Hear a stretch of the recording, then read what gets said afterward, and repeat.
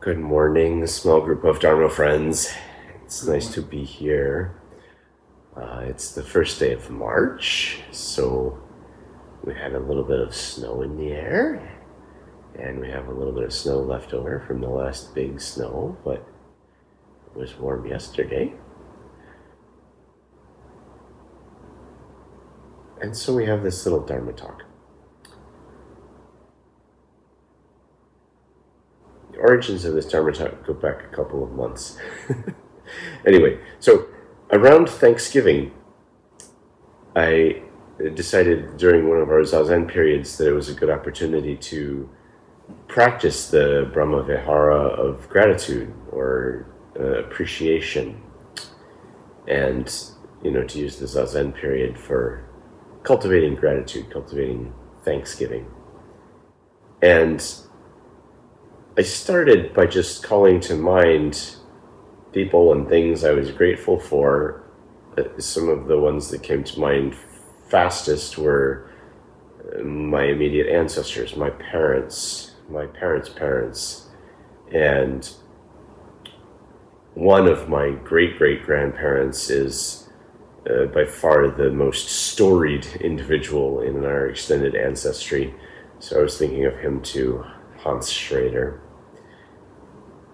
And I'm grateful for these people. I wouldn't be here today without any one of them.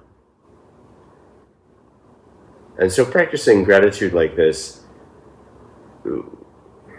my practice very quickly expanded to the realization that if I'm actually grateful for any one thing that I might name, then I really have to be grateful for everything.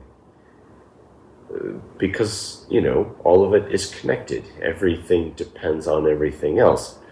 I can't claim to be pulling a single string out of the sweater of the universe and appreciating just that one string. The whole sweater comes together. The whole universe comes in one piece. And this idea, this gratitude for the holistic network of relationships that is life, this is part of the point of our monthly Mandala Day service, which we did last week. I think, at least half of you were here last week for Mandala Day. Last week when we were doing the Mandala Day service, I was noticing how many of the names in the long dedication were probably unfamiliar to almost everybody in the room. We do this dedication as the centerpiece of the Mandala Day service, which is basically an entire page of names. And I know a lot of them, but certainly not all of them. And I'm guessing that we all have some gaps where we don't know who these people are, right? Like, does anybody really know who Bokugyukutsu Keizan Zenji Daiyosho was? Do we know anything about that person? I actually don't. Some of the ones that you might not recognize, I could tell you a tiny bit about. So the dedication goes in sections. First we have conceptual Buddhas who are not historical, but Buddhas who belong to particular virtues. We have bodhisattvas like that. And then we have the historical Buddha and some of the ancestors in our lineage, Rinzai, and some guest stars like Dogen and Mugai Nyodai Zenni Daiojo. And then we get down to our more recent lineage ancestors, Shakusoen Roshi, Giun Sensei, Genpo Roshi, etc. And then there's a chunk of names who are probably amongst the least familiar to us. Empuku Kengan Zenji Daiyosho. Who knows who Kengan Osho was? Kengan Goto Osho. That's kind of what I thought. That's Edo Roshi's ordination teacher. And Baijuku-ken Itsugai Zenji Daiyosho. Does anyone know anything about Itsugai Roshi? Yeah, again, okay, blank faces. So, Edo Roshi was the Inji to Itsugai Roshi for a period of time. So Itsugai Roshi was a significant influence on Edo Roshi. Edo Roshi was his attendant. And then Dokusen Kogetsu Zenji Daiyosho. Maybe someone knows that one. Kogetsu Roshi. Tani Roshi. Kogetsu Tani Roshi. No? Who can? Okay. Kogetsu Roshi was the abbot of Shogenji before the current abbot. So the current abbot is Yamakawa Sogen Roshi. The abbot prior was Kogetsu Tani Roshi.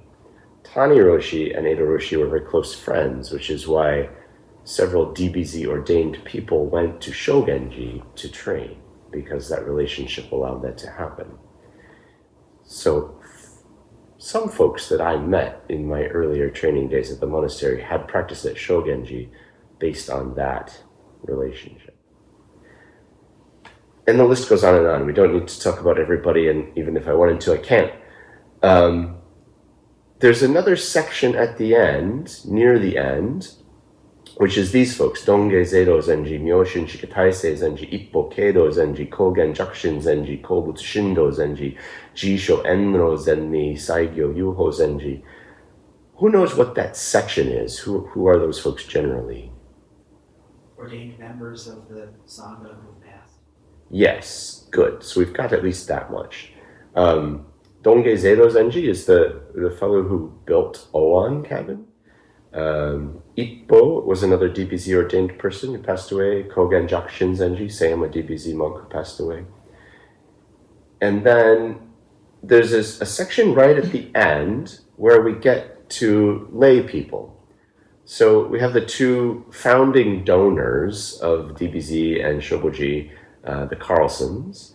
And then we have Tozu Innen Kaiki Shujoin Jimmy Seigan no Koji, Yafuri Wan Daisutsu Koji, Daihi Ken Kanyo Shubin Daishi, Reiseki William Johnstone Koji, Koshin Daikyu Koji. So, taken all together, one of the points of this monthly Mandala Day ceremony is that we bring to mind and we honor the web, the network, the mandala of past and present beings whose lives and actions are necessary for us to be here today, whose lives and actions were necessary for us to be here today. And, you know, any short amount of reflecting on that mandala, I think it's fair to say that we can realize that it's boundless in space and time. There's no limiting it. Everything is included. And just to call to mind one particular piece of the mandala web, in my heart, there's two folks here who have a special place. Shubin and Jimmy Tanahashi, I think the role that they played in the history of us sitting on these cushions in front of each other today is particularly sweet. And I know that some of you know who they are and what that story is. I think Rogan told that story a couple weeks ago around tea. Does anyone want to shout it out? Jimmy Tanahashi was a young man who Giun Sensei was caregiver to for many years. Shubin was his mother. Yeah, thank you. So the story that we've heard, at least, is Giun Sensei was living in California, and Shubin Tanahashi, the mother, ran some sort of a laundry service, a dry cleaning or wash and fold service, and Giun Sensei had dropped off some of his clothes to be cleaned there, but then he didn't have enough money to pay her for them, and so he never showed up to pick them up. But Shubin Tanahashi ran into him on the street one day and asked him about it. You know, didn't you give me some clothing to clean? I still have it. And Giun Sensei, embarrassed but admitted the situation. He couldn't afford to pay for the service. So Shubin Tanahashi offered that maybe they could make a deal where Nyogen Senzaki would look after Jimmy Tanahashi, who had some developmental disability, and in exchange, she would take care of his laundry. And so Jimmy Tanahashi and Nyogen Senzaki became friends. And it was in part the relationship between Shubin Tanahashi and Nyogen Senzaki that resulted in Nyogen Senzaki ever being introduced to the writings of Nakagawa Soen Roshi. And without that introduction, Soen Roshi probably would never have had a reason to come to the US, would never have had a reason to be interested in Zen in America, at least not enough of an interest to send one of his Dharma heirs, Edo Roshi, to the US. And so these two lay people who are in all respects just trying to live their lives, their place in the web, just like everything else, is essential. And it's even a little bit more than that, because it was Jimmy Tanahashi plays this vital role in the establishment of our Sangha based on his handicap. It was his relative helplessness that allowed him to play the role that he did. And I think about how in my life I've spent a lot of time sort of patting myself on the back for being really smart and being really competent, and I have the test scores to prove it. But, I reflect on a character, a person like Jimmy Tanahashi, and it puts the whole thing in a different perspective. It puts the whole thing in a dharmic perspective.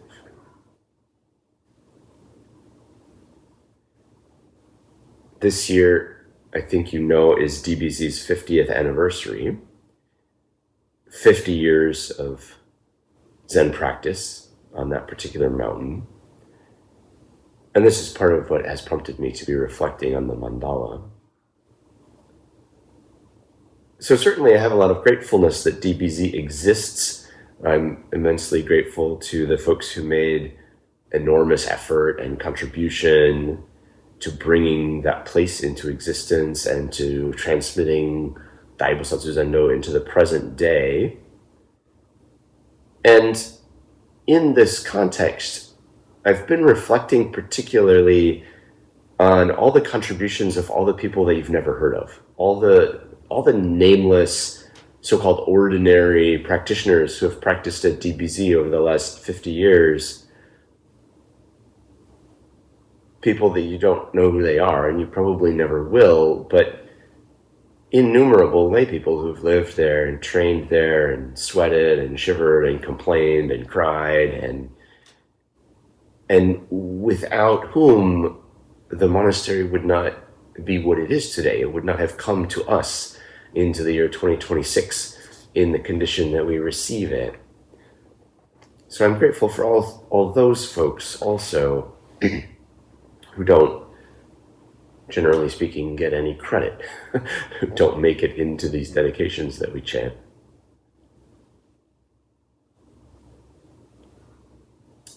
Now, a bit ago, I was saying that if I'm really grateful for any one thing, I have to be grateful for everything, right? Because after all, there is only this oneness. And I don't know, but it's possible that when I said that, maybe one of you had the feeling that your mind recoiled. Maybe your mind revolted against that idea. Maybe someone thought, well, I'm not grateful for, and then ended that sentence in your mind with the name of someone that you hate. I know that my mind has had that reaction in the past. And I think there's an important challenge here from the perspective of our practice, a challenge and a mystery.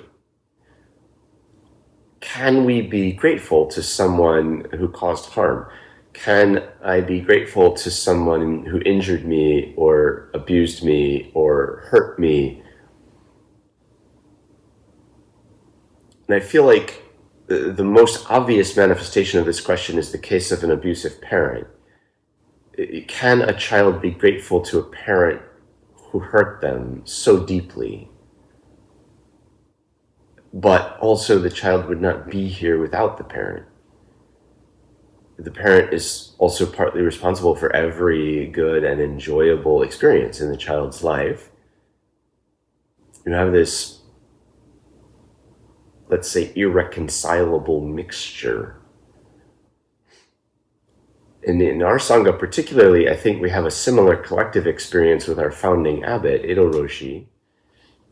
Many of us are painfully conscious of the degree of harm that he caused to this Sangha. And at the same time, we are aware that we would not be sitting here today without his life's work. I would not be here. Probably none of you would be here. The temple wouldn't be here. So can we be grateful to such a person? A couple of weeks ago, someone in our Sangha gave me a copy of Charlotte Joko Beck's book, Ordinary Wonder. And in the book, she talks about how she made it a lifelong practice to work on forgiving every single person who ever harmed her. And at the time she gave the talk that mentioned this, she had 2 people left on her list that she had been unable to forgive despite years of deliberate work on that topic. So who's on your list? Who are you not yet able to forgive? Who are you not yet able to be grateful for? Who have you attempted to carve out of the wholeness of the universe?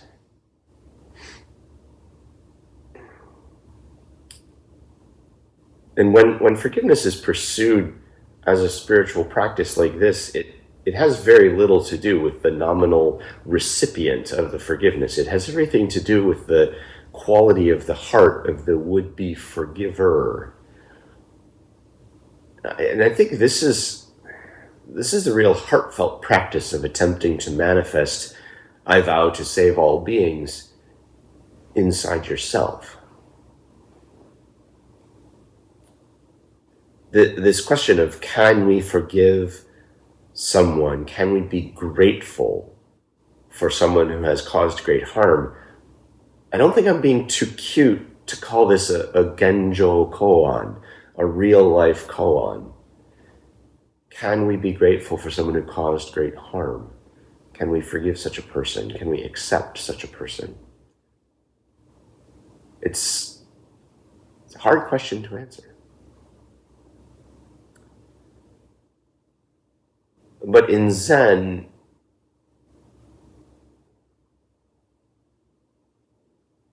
when we practice Zen, we don't sit until we have the answer. We don't sit until we feel like we've grasped something that we can count on and that we can then tell that answer to anyone who will listen and say, this is the answer, I figured it out. In Zen, we sit until the question disappears.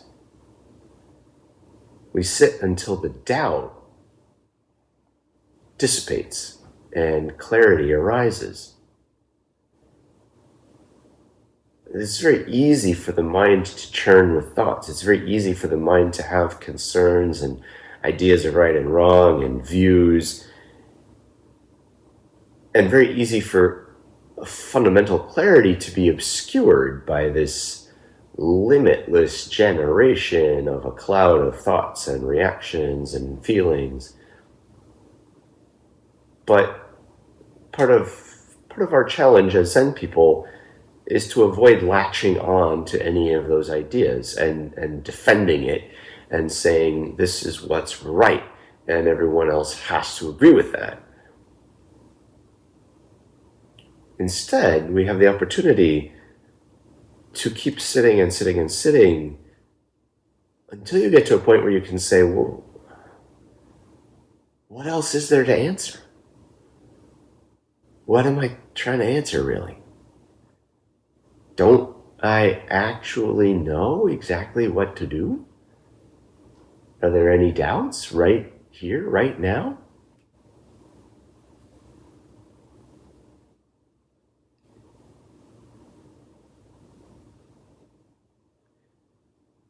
it's not so much that the mystery or the paradox is resolved.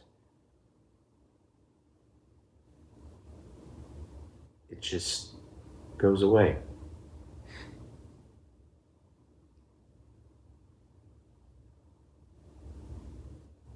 Well, thank you very much for listening. Thank you for being here.